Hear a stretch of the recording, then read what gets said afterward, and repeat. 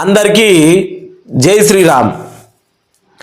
డీజేలు పెట్టండి, జై జైలు కొట్టండి, పూలు చల్లండి, విజయం మనదే.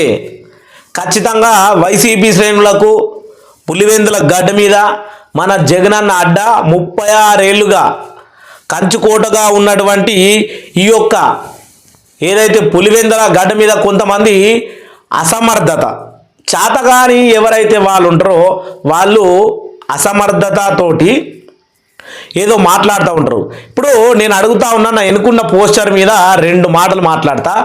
ఏంటంటే ఇదిగో ఇక్కడ చూడుర్రి, కొంచెం ఎవడ్రా ఈ ఫోటో ఎడిట్ చేసింది, కనీసం ఈ టీడీపీ వాళ్ళకి ఫోటో కూడా ఎడిటింగ్ చేయడం రాదు. ఇదిగో ఏమంటా ఉన్నారు, పులివెందుల ప్రజలకు ఇది ప్రజాస్వామ్య విజయం అట. 30 ఏళ్ళుగా ఓటుకు నోచుకోలేని పులివెందుల ప్రజలు 30 ఏళ్ళుగా ప్రతిసారి బెదిరించి ఏకగ్రీవాలు. ఇంకా ఏమంటా ఉన్నారు, 30 ఏళ్లలో మొదటిసారిగా ప్రజాస్వామ్యబద్ధంగా ఎన్నికలు జరిపిస్తున్న కూటమి ప్రభుత్వం. నేను అడుగుతా ఈరోజు కూటమి ప్రభుత్వాన్ని, చంద్రబాబు నాయుడిని, అలాగే పవన్ కళ్యాణ్ని, మీరు గనక పులివెందుల్లో ఇంతకుముందు 2 సార్లు చంద్రబాబు నాయుడు సీఎంగా ఉన్నప్పుడు మరి పులివెందుల్లో పవర్ను ఎందుకు ఉపయోగించలేదు? నిన్న ఏదైతే పోలీస్ పవర్, మొన్న ఓటింగ్ రోజు పోలీస్ పవర్ ఉపయోగించి మీరు స్వతంత్రంగా ఓట్లు జరిపినప్పుడు మరి 36 ఏళ్ళుగా బెదిరింపు చేసి ఏకగ్రీవంగా ఎలక్షన్లు జరిపినప్పుడు మీరెందుకు అడగలేదు?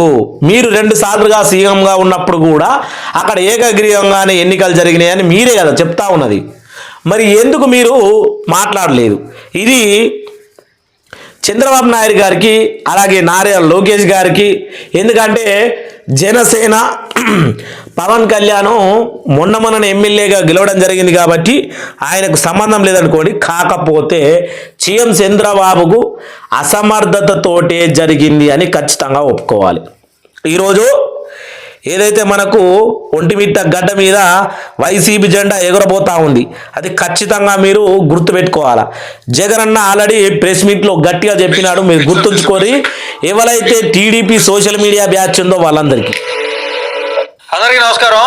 పులివెందుల ఈ టీడీపీ చెంచా, దాని తర్వాత జగన్మోహన్ రెడ్డి గారు రేపు పవన్ కళ్యాణ్ ఓడిస్తానంది నువ్వు కాదా? మంగళగిరిలో లోకేష్ ఓడిస్తానంది నువ్వు కాదా? వైనాట్ 175 అంది నువ్వు కాదా? 2024 మధ్యలో జరిగిన స్థానిక సంస్థల ఎన్నికల్లో కడప జిల్లాకు సంబంధించి 49కి 49 అనానమస్సులు చేసింది నువ్వు కాదా? చిత్తూరు జిల్లాకు సంబంధించి పెద్దిరెడ్డి రామచంద్రారెడ్డి 95% జడ్పీటీసీని అనానమస్ చేయలేదా? ఈ రోజు కూటమి ప్రభుత్వం అధికారంలోకి వచ్చిన తర్వాత ఇలాంటి వాళ్ళ నేను అడుగుతా ఉన్నా, మరి ఈ 36 ఏళ్ళుగా కడప ఏదైతే నియోజకవర్గం ఉందో, కడప నియోజకవర్గంలో ప్రతి ఎలక్షన్ ఏకగ్రీవం చేసినప్పుడు మీరంతా ఏడికి పోయినారు? మీరంతా కానీ విదేశాలకు వలస వెళ్ళినారా? లేకపోతే ఇళ్లల్లో జాక్కున్నారా? ఈరోజే స్వతంత్రం వచ్చిందా భారతదేశానికి? చాతగాని మాటలు కాకపోతేను ఇక జగనన్న ప్రెస్ మీట్ మాట్లాడుతూ ఉన్నాడు, ఏదో ఎడిటింగ్ చేసి పెట్టినాడట. 5 సంవత్సరాల అధికారంలో అక్కడున్న సప్త సముద్రాలు ఈ మాదిరిగా చేయడాలు, దుర్మార్గాలు ఇవన్నీ కూడా రేపు ప్రభుత్వం ఉంది. రోజు మీరు తీసుకొచ్చే ఈ కక్షలు, కార్పణ్యాలు, ఈ మాదిరిగా చేయడాలు, దుర్మార్గాలు ఇవన్నీ కూడా రేపు పొద్దున మీకు చుట్టుకుంటాయి. ముఖ్యమంత్రిగా ఇప్పుడు అవన్నీ ఎందుకు మాట్లాడుతూ ఉన్నాడు జగన్మోహన్ రెడ్డి ఈ మాదిరిగా అంటే, మీరు 36 ఏళ్ళుగా మరి ఏదైతే పులివెందుల గడ్డ మీద స్వతంత్రం లేదంటా ఉన్నారో ఈ రోజే కనిపించిందా కూటమి ప్రభుత్వాన్ని అడుగుతా ఉన్న విషయం. జగన్మోహన్ రెడ్డి గారు తప్పేముంది? మరి కూటమి ప్రభుత్వంకి ముందుగా ఎందుకు తెలియదు? ఇంతకుముందు 2 సార్లు నారా చంద్రబాబు నాయుడు సీఎంగా చేసినప్పుడు పులివెందులను ఎందుకు ఆక్రమించలేదు? ఎందుకు అనౌన్స్మెంట్స్గా అంటే అక్కడ లీడర్లను గెలిపించుకున్నప్పుడు మీరెందుకు పులివెందులలో అసలు ఎప్పుడన్నా టీడీపీ జెండా ఎగిరిందా?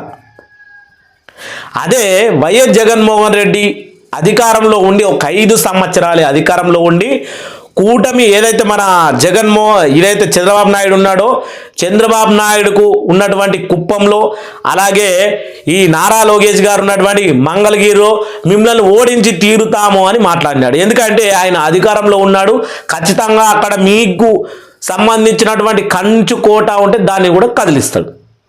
మరి మీరు అధికారంలో ఉన్నప్పుడు ఎందుకు మాట్లాడలేదు? నేను సీఎం చంద్రబాబు నాయుడు అడుగుతా ఉన్నా. ఇదే విషయంగా ఆల్రెడీ ఇప్పుడు మనకు ఓటింగ్ కూడా జరుగుతూ ఉంది, ఓటింగ్ లెక్కింపు జరుగుతూ ఉంది. ఇప్పుడు ఆల్రెడీ మన ముందంజలో ఉంది వైసీపీ. ఖచ్చితంగా మనం డీజేలు పెట్టాలి, పువ్వులు చల్లాలి, అన్నకు ఖచ్చితంగా మనం జెండా ఎగిరేయాలి. పులివెందుల గడ్డ మీద విజయం మనదే. అందరికీ జై శ్రీరామ్, జై జై శ్రీరామ్.